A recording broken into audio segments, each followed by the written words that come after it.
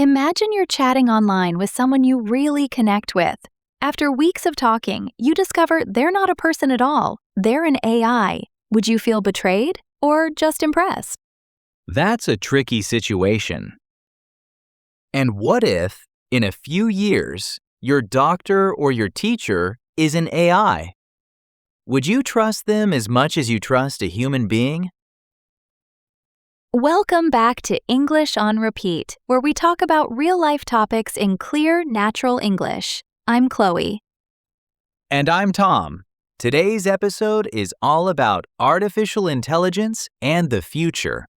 AI is everywhere these days, from our phones and homes to the workplace and even art. But is it making our lives better, or are we losing something important along the way? Let's dive in. Let's start with something familiar. This morning, I was running late for work, so I asked my phone for the fastest route. It suggested a new way because there was traffic. I arrived on time and only realized later that I'd trusted AI without even thinking about it. That's so true. I had a similar experience last week. I was looking for a new recipe, and my smart speaker suggested a dish I'd never tried. The more we use these tools, the more they become a natural part of our lives. It's easy to forget that things like voice assistants, translation apps, or even social media feeds are all powered by AI. On the one hand, it's convenient and saves us time. On the other hand, I sometimes worry that we're letting machines make decisions for us, even small ones, without really thinking about it. Exactly. I sometimes feel that if my phone broke, I'd have trouble doing simple things, like reading a map or remembering a friend's phone number. The more we get used to technology, the more skills we might lose. For example, I haven't memorized a phone number in years. It's as if we're letting AI become our memory. One of the biggest fears people have is about jobs. There's a lot of talk about AI replacing workers, especially in jobs that involve repetitive tasks.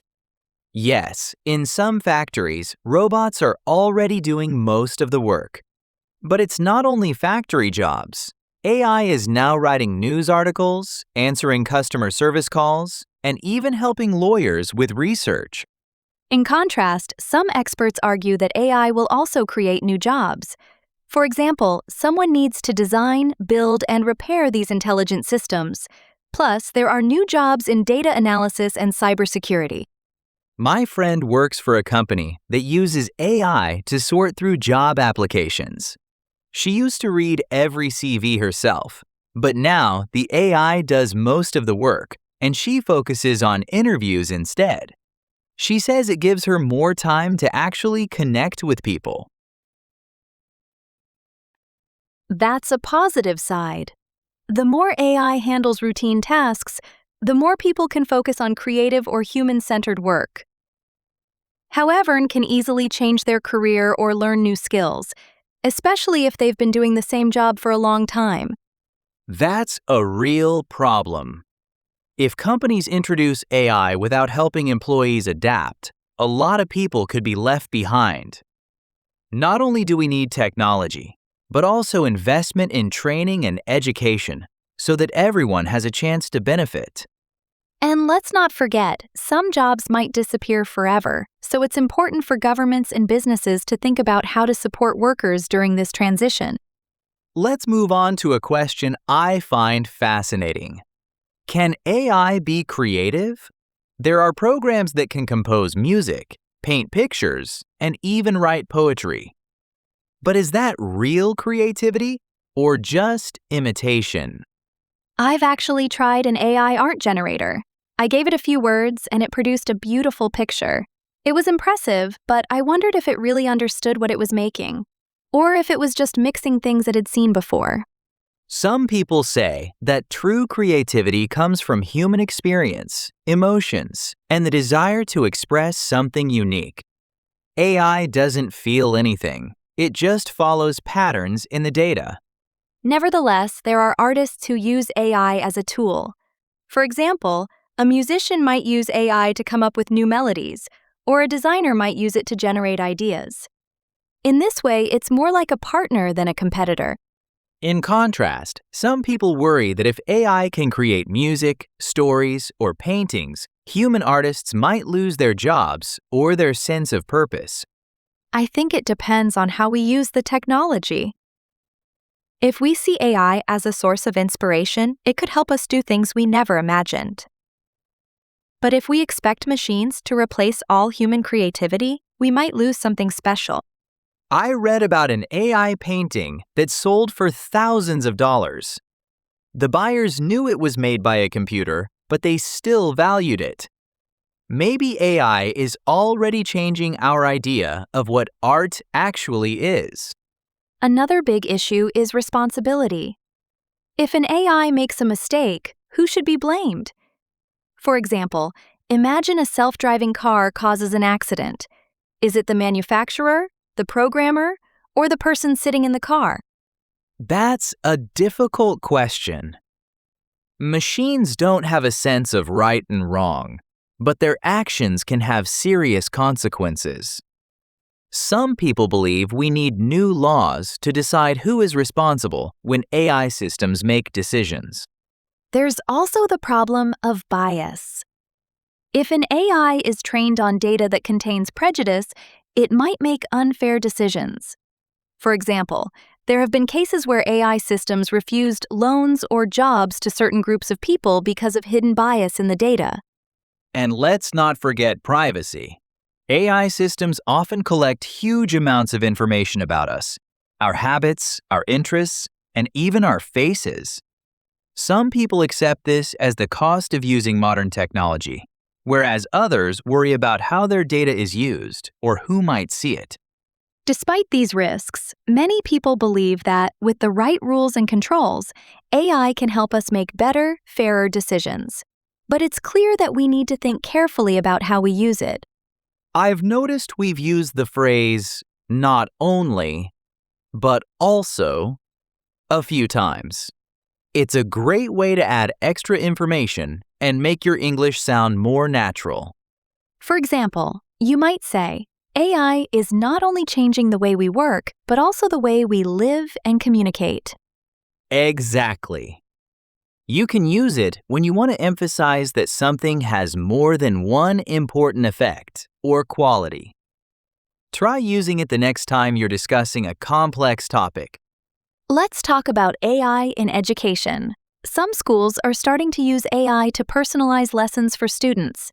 The system can find out what a student is good at, what they struggle with, and suggest exercises that fit their needs. My nephew's school uses an AI program to help with language learning. The more he practices, the more the system adapts to his level. He says it makes learning more interesting because it feels like the exercises are made just for him. In contrast, some teachers worry that if we rely too much on technology, students might lose important social skills. After all, learning is not only about information, but also about communication and teamwork. That's a good point. In healthcare, AI is already helping doctors diagnose diseases earlier and more accurately. There are even AI systems that can read X-rays and spot things that a human doctor might miss. However, some patients feel uncomfortable sharing personal medical information with a machine. They prefer to talk to a real doctor who can understand their feelings. The more I think about it, the more I see that AI can be a powerful tool, but it shouldn't replace the human touch, especially in areas where trust and empathy are important. It's interesting to see how AI can improve efficiency and accuracy, but it can't replace the emotional connection that humans need, especially when it comes to health and learning. It's interesting how people's opinions about AI can vary depending on their culture, age, or personal experience. For example, in some Asian countries, robots are seen as friendly helpers. There are even robot caregivers in Japanese nursing homes, and people seem to accept them quite easily. In contrast, in many Western countries, people are more cautious. They worry about privacy, job loss, or even the idea that machines might one day make decisions for us. I read about a project in Africa where AI is used to help farmers predict the weather and decide when to plant crops. This technology has made a real difference in people's lives, especially in areas where farming is difficult. That's a great example. The more we learn about AI, the more we realize that its impact depends not only on the technology itself, but also on how people choose to use it and what values they have. In some cultures, people are excited about AI's potential to solve big problems, like climate change or disease. In others, there is more concern about how AI could change relationships, privacy, and even democracy. The more diverse our experiences with AI, the more important it is to listen to different voices and consider different needs. It's not only about what AI can do, but also about what kind of society we want to build. So, what will the future look like with AI? Some people dream of a world where machines do all the boring or dangerous work, so humans can focus on creativity and relationships. On the other hand, there are those who fear that AI will lead to more inequality. For example, if only rich countries or companies can afford the best technology, the gap between rich and poor could get even bigger. The more we depend on AI, the more important it is to make sure that everyone can benefit from it, not just a lucky few. I sometimes worry that we're moving too fast. Technology develops quickly, but society and laws don't always keep up. If we're not careful, we might end up in a world that we didn't choose or even want. Nevertheless, I'm hopeful. If people work together and make thoughtful decisions, AI could help us solve some of the world's biggest problems, from climate change to healthcare. I agree. It's not about stopping progress, but about guiding it in a way that benefits everyone. If we stay curious, ask questions, and demand fairness, we can shape the future we want. I'd also add that the more we involve different kinds of people, scientists, artists, teachers, and ordinary citizens in the conversation about AI, the more balanced and creative our solutions will be. Now, let's turn the question to you, our listeners. If you could create an AI to help you with one thing in your life, what would it be? Would you want an AI tutor, a personal assistant, a health coach, or maybe something else? And what would you be worried about if you used it every day? Take a moment to think about the benefits and the possible risks. Would it make your life easier? Or would you be afraid of losing some control or privacy? We'd love to hear your ideas. Today on English on Repeat, we explored how artificial intelligence is already shaping our lives, from simple things like using maps and music apps to complex areas like medicine and education. We discussed the impact of AI on jobs, creativity, and society, and we looked at both the opportunities and the challenges it brings. We talked about important issues such as responsibility, fairness, privacy, and cultural differences. We also shared personal stories and examples to show how AI can be both helpful and difficult. Finally, we agreed that the future with AI is full of possibilities, but it's up to all of us to ask questions, make wise choices, and be part of the conversation about how AI is used. Now it's your turn. In the comments, tell us, do you feel mostly excited, mostly worried, or a mix of both about artificial intelligence and the future? And how would you like to see AI used in your country or community? Thanks for joining us for this episode of English on Repeat. We hope you found the discussion interesting and that it gave you new language to talk about AI and the future. Remember, the more you listen and practice, the more confident you'll become. Goodbye for now, and see you next time on English on Repeat. Take care, everyone!